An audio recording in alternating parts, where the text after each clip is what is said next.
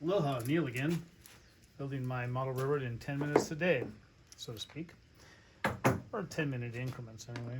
So if you remember where we left off in our saga, I had run the bus wire down the middle of this module, and I mounted a terminal block here, and that's just a little block that allows electricity to pass through, and I can remove and add components right here and troubleshoot things a little easy.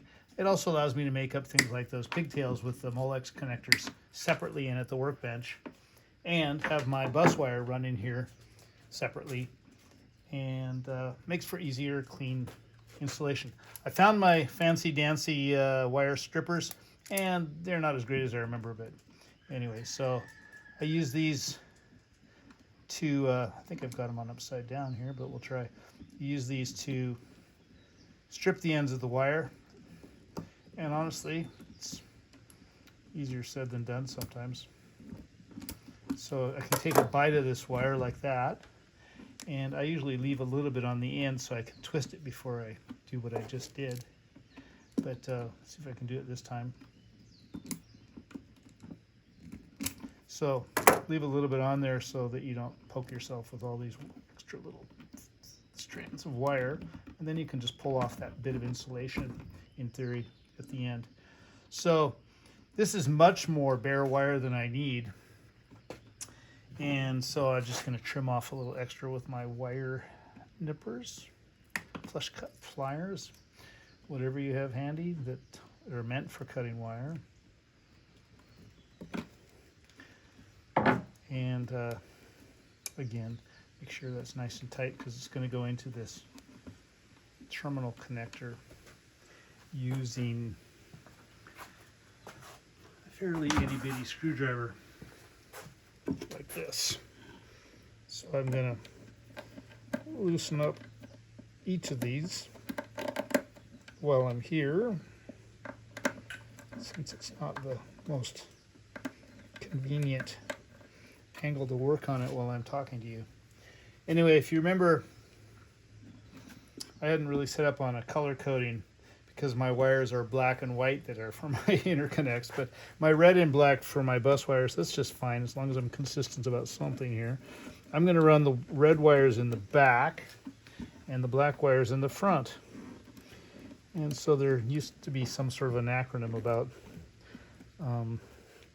black in back or white, in front. So you can come up with any convention that you need to help you remember which wire goes to which rail when the time comes. So I'm going to tighten that back up, make sure it's fairly snug.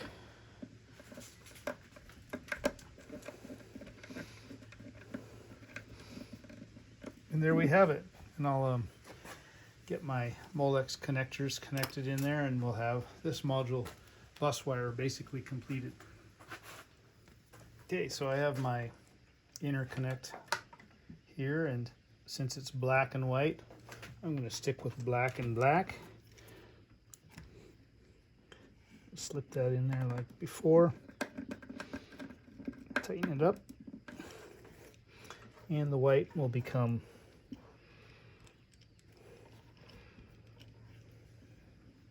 red. So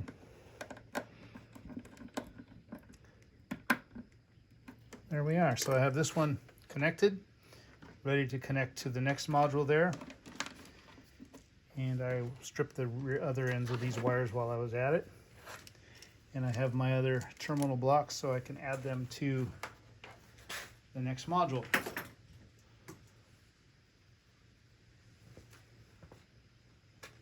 And I guess I could stick with my convention of black and back when it comes to wiring the rails. In fact, why don't I set this up and we'll go do that kind of next with the drill bit here.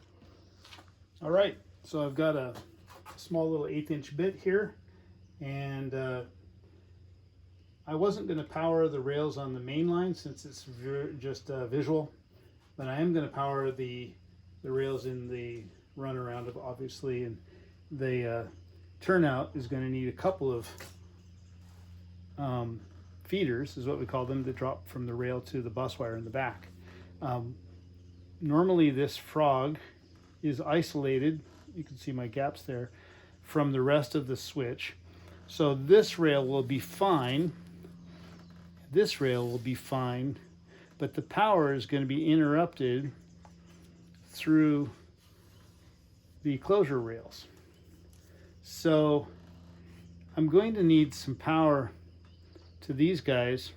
And if I was using, and I haven't talked about this, but I use manual ground throws, and I'm going to be using a keep alive to get across this unpowered section. So I am going to need some power on each side of this in order to keep the engine rolling smoothly through.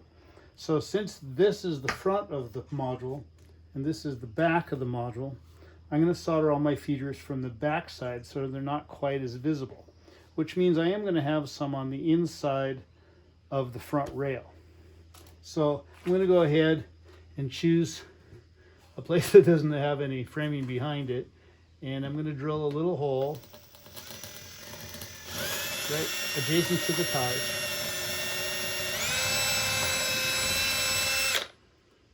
And I'll bring up some feeders for there. So I may as well try to keep these all in a real similar location.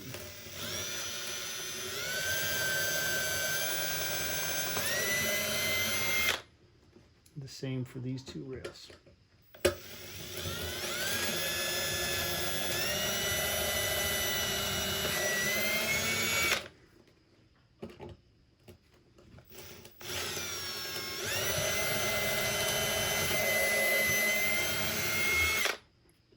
You can tell I go through quite a bit of foam before I hit the plywood in the back.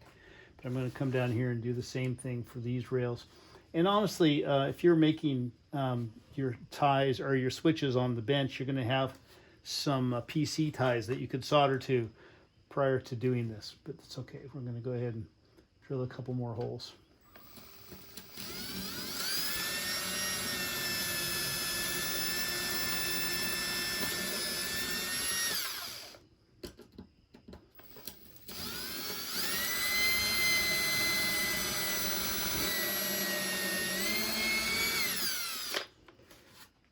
So, with the holes drilled, I'm going to get my feeder wires.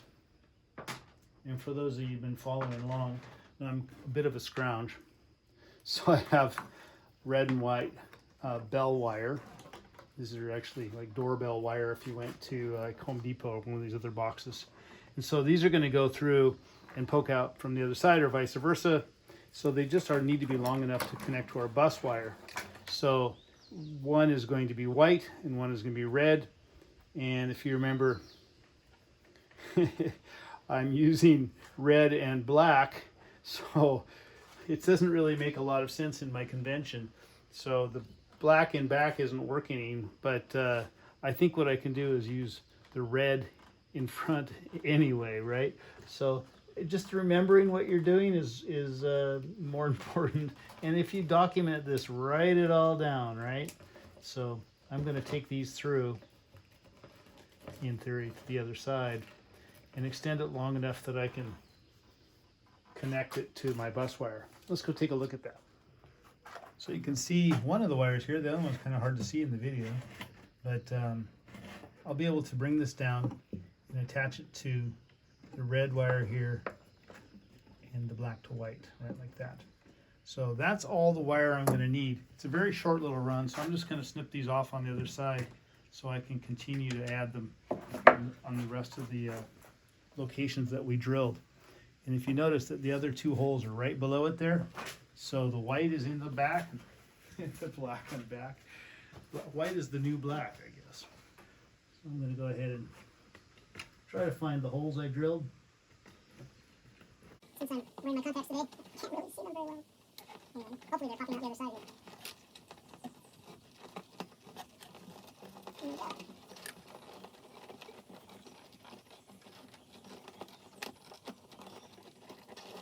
Alright. Of course, I have to link another hole.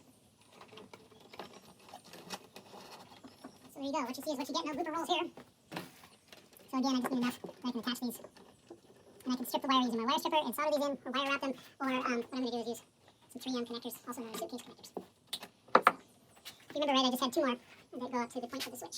So we'll see if we can locate those. And I'll just run them through. Let's run you through.